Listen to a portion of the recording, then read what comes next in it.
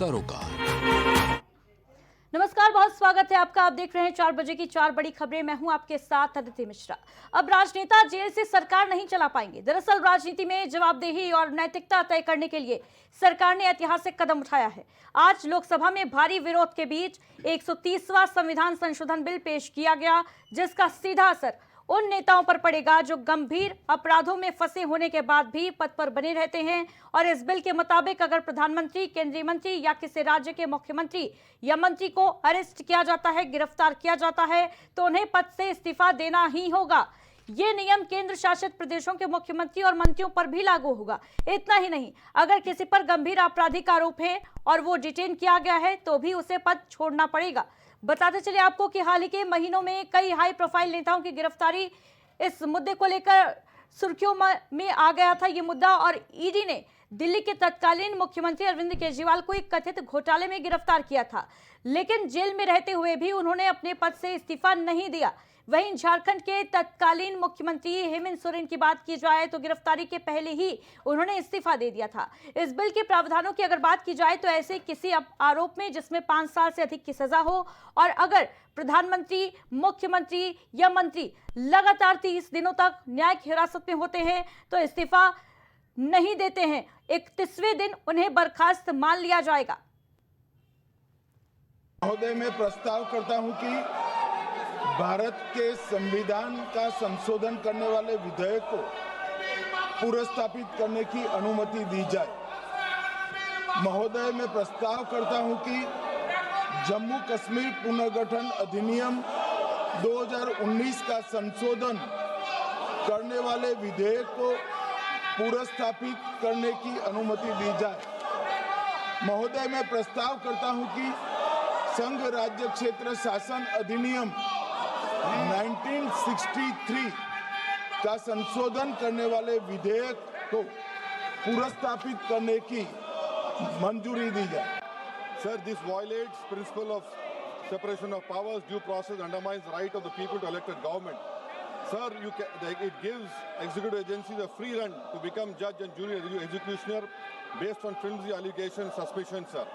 Sir, only when an offence is proved beyond reasonable doubt, then only you can leave the post and the membership. But here a mere accusation, allegation, the punishment of losing one ministerial post will follow. Sir, parliament democracy's chief ministers and ministers can only be removed through true means. First, executive prime minister can recommend their removal if the council of ministers lose confidence of the legislature. Now this bill would empower the unelected executive bureaucracy to play the role of legislature. Sir, it undermines representative parliament democracy. This amendment would leave the minister and CM at the mercy of executive agencies. The severity of the amendment is not only in the fact that one loses their position if they are arrested, but even if they are detained. Detention and administrative action doesn't require offense to be made. Sir, the chief minister will not be able to accountable people. Bharat का संविधान का जो मूलभूत ढांचा है वो ये कहता है कि कानून का राज होना चाहिए। There should be rule of law. और उस रूल ऑफ लॉ, कानून के राज की बुनियाद है कि आप बेगुनाह हैं जब तक आपका गुनाह साबित नहीं किया जाता। You are innocent until proven guilty. This bill stands that fundamental maxim of jurisprudence on its head. It makes an investigating officer the boss of the Prime Minister of India. The second ground on which I oppose this bill, it violates Article 21, the due process clause. FIR, arrest, charge sheet, and even framing of charge does not in any manner substantiate guilt. In fact, you plead not guilty only after charges are framed against you. This bill turns the fundamental jurisprudence of Article 21 on its head. विपक्ष के भारी हंगामे के बीच ये ऐतिहासिक bill लेकर आई सरकार। 130वां संविधान संशोधन बिल पेश किया गया लोकसभा में गृह मंत्री अमित शाह के द्वारा। वहीं विपक्ष इस बिल को असंवैधानिक बता रहा है। आपको बताते चले कि अभी तक दोष सिद्ध होने के बाद ही सदस्यता जाती थी, पद खोना पड़ता था, पद से हाथ धोना पड़ता था, लेकिन अब ऐसा बिल लेकर आई है सरकार। 130वां संविधान संशोधन विधेयक, जिसके तहत ये प्रावधान किए गए हैं कि अगर 30 से अधिक दिन तक कोई मिनिस्टर अगर हिरासत में है, कस्टडी में है, जुडिशियल कस्टडी में है, तो उसकी 31वें दिन जो उसकी मेंबरशिप है वो रद्द कर दी जाएगी, उसे अपनी कुर्सी खोनी पड़ेगी। प्रधानमंत्री, मुख्यमंत्री या कोई भी मिनिस्टर हो, अब जेल से सरकार नहीं चला पाएगा। इसको लेकर ऐतिहासिक कदम सरकार का, लेकिन विपक्ष का हंगामा जारी है।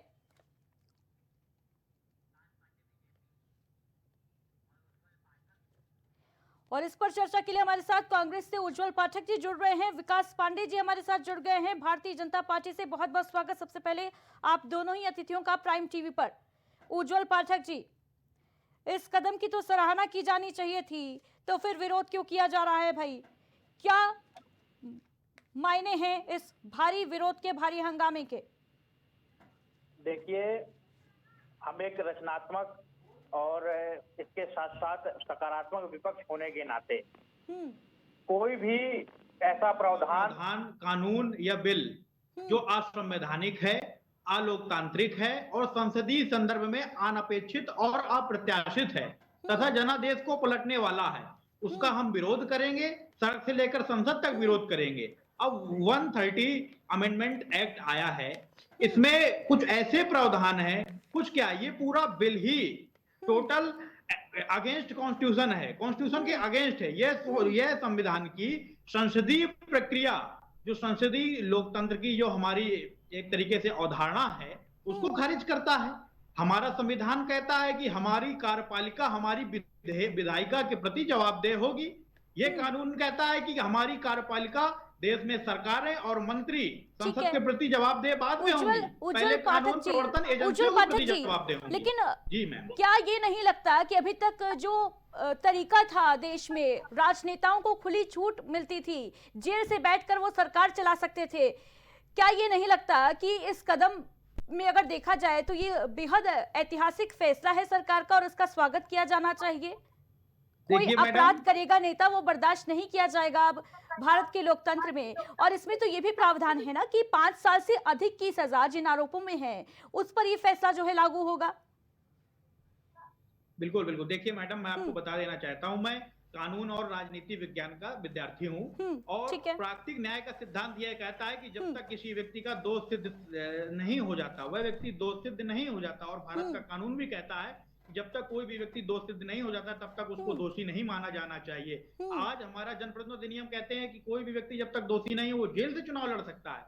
जब जेल से चुनाव लड़ने का प्रावधान है तो किसी भी व्यक्ति को फर्जी चार्जशीट दाखिल करके जेल में भेज के सरकार गिराने का प्रावधान कैसे हो सकता है? ठीक है, विकास पांडे जी जवाब दीजिए भाई इसका। विपक्ष लगातार आरोप लगा रहा है कि अब जांच एजेंसियां जो हैं वो सरकार के और अधिक कंट्रोल में आ जाएंगी और उनके इशारों पर फर्जी के आरोप लगाए जाएंगे। पहले तो बहुत बहुत धन्यवाद अदिति जी आपका।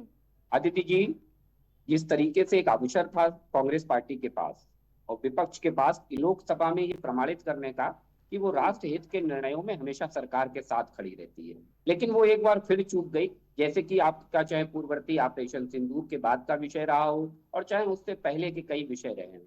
देखिए, कांग्रेस पार्टी को ये समझना पड़ेगा कि ये 96 संशोधन जो संविधान में हुआ था, जरा उसको याद कर लीजिए। क्यों राहुल गांधी ने वो विधेयक फाड़ा था, जरा इनसे पूछिए। और इनकी सरकार के द्वारा पारित किया गया वो विधेयक था तो कौन बड़ा था? अभी ये बात कर रहे थे विधायिका, कार्यपालिका, न्यायपालिका की तमाम, तो कौन बड़ा था ये पूरा देश आज इनसे पूछेगा। जब आप बड़े होने की बात करते हो तो ये बताना पड़ेगा कि देश लोकतंत्र के द्वारा चुनाव हुआ प्रधानमंत्री बड़ा था या इनके परिवार का एक नेता राहुल गांधी बड़ा था। तो मुझे लगता है कि ये बात कांग्रेस पार्टी को चुभ जाएगी, लेकिन ये यथार्थ में एक सवाल है। देखिए, बहुत व्यवहारिक सी चीज है, विगत कई वर्षों में हमने देखा है। आप इस बात को क्यों नहीं स्वीकार करते हैं कि जब संविधान के 130वें संशोधन के अनुरूप में जो संविधान का अनुच्छेद 75 है वो प्रधानमंत्री को लेकर के है और जो अनुच्छेद 164 है जो कि मुख्यमंत्री और मंत्रीगणों को लेकर के है, उसमें संशोधन किया जा रहा है। और इसके अनुरूप आप समझिए कि आपको 30 दिन, अगर आप 30 दिन लगातार जेल में रहते हैं तब तो आपकी 31वें दिन जाएगी। अब 30 दिन के अंदर आप उसको ले जा करके सुप्रीम कोर्ट जा सकते हैं, हाई कोर्ट जा सकते हैं, उच्च अदालतों की शरण में जा सकते हैं और वहां जाकर के आप अपनी बात को रख सकते हैं। अब दिक्कत यहाँ पर है कि जिन्हें ये लगता है कि उन्होंने गलती की है, उन्हें ऊपर से भी माफी नहीं मिलने वाली है, वो इस तरीके का नैरेटिव सेट करके गंभीर लोकसभा को बाधित करने का आपराधिक काम जो मामले हैं उनमें ही मंत्रियों के ऊपर गाज गिरेगी, उनको अपनी कुर्सी जो है वो गंवानी पड़ेगी, ये प्रावधान किए गए हैं। लेकिन कांग्रेस सांसद गौरव गोगोई ने इस विधेयक को लेकर कहा है कि ये विधेयक राहुल गांधी क्योंकि धमाका जो एक के बाद एक कर रहे हैं, अभी उनकी यात्रा निकाली जा रही है बिहार में, वोट अधिकार यात्रा, उससे ध्यान भटकाने के लिए ये कदम उठाया है सरकार ने, ये कहा जा रहा है कांग्रेस के द्वारा। देखिए मैडम, देखिए मुझे लगता है कि बहुत सी चीजें पहले से तय थी और बहुत सी चीजें होती रहती हैं। देखिए आप उसे अगर, फिर मैंने कहा आपको कि कांग्रेस पार्टी इस समय टाइमिंग में फंसी हुई पार्टी है, वो हर चीज में अपनी टाइमिंग को तलाश रही है, चाहे महादेव ऑपरेशन की बात हो, चाहे ऑपरेशन सिंदूर की बात हो, और चाहे अभी FIR की बात हो, वो हर चीज में टाइमिंग का बड़ा इस समय दिक्कत चल रही है कांग्रेस पार्टी में, टाइमिंग को लेकर बड़ी समस्या चल रही है। देखिए देश में सुधार की प्रक्रिया। ठीक है विकास पांडे जी, उज्जवल जी। देखिए मैडम, मैं विकास जी को ये बताना चाहता हूं कि ये मुद्दा राजनीति का नहीं, ये मुद्दा कॉन्स्टिट्यूशनल कंसर्न का विषय है। आज देश के आधार, देश का जो संविधान है उसके बेसिक स्ट्रक्चर को ठेस पहुंचाने का प्रयास किया गया है। 130वां संविधान संशोधन संसदीय इतिहास में काला धब्बा है। आप ये बताइए कि सरकारें विधायिका के प्रति जवाबदेह होंगी या कानून प्रवर्तन एजेंसियों के प्रति जवाबदेह होंगी? आज कोई भी थानेदार, कोई भी ED का अफसर या कोई भी लेकिन डर, खौफ कानून का डर तो केवल उन नेताओं को होना चाहिए ना जिनके आपराधिक इतिहास हैं, जो जेल में बैठकर सियासत कर रहे हैं, उनके अंदर डर होना चाहिए ना। विपक्ष को किस बात का डर है? देखिए मैडम, मैं आपको बता रहा हूं, ED ने ऐसे लोगों के ऊपर चार्जशीट दाखिल की जिनको ED आज तक माननीय न्यायालय में उनको दोष सिद्ध नहीं कर पाई। 98% दोष सिद्धि से निवृत्त हुए हैं वो लोग, ये रिकॉर्ड है, ये रिपोर्टें हैं। तो आप हमको ये बता दीजिए केवल इतना कि जो राजनीति से प्रेरित मुकदमे लिखे जाते हैं, क्या उनके आधार पर सरकारें गिरा देनी चाहिए? कल गृह मंत्री अपनी किसी भी एजेंसी को भेजकर किसी भी राज्य में सरकारें गिरा देगा, जनादेश को पलट दिया जाएगा। आज अमित शाह इस कानून के बाद इतने पावर में आ जाएंगे कि वो किसी भी प्रदेश की किसी भी सरकार को गिरा सकते हैं, किसी भी मंत्री को अपदस्थ कर सकते हैं, जनता का जो आदेश है उसको हनित कर सकते हैं। उज्जवल पाठक जी, ये फिलहाल ये जो बिल है लोकसभा में पेश किया गया है, अभी राज्यसभा में पेश किया जाएगा, इसके बाद कानून बन जाएगा। अगर सहमति मिल जाती है बिल को तो देखने वाली बात होगी कि बिल कितना कारगर, ये जो कानून है वो कितना कारगर भारतीय परिप्रेक्ष्य में देखने को मिलता है और इससे जो आपराधिक राजनीतिक अपराध है उसमें कितनी कमी देखने को मिलती है। फिलहाल हमारे साथ जुड़ने के लिए आप दोनों का बहुत बहुत शुक्रिया।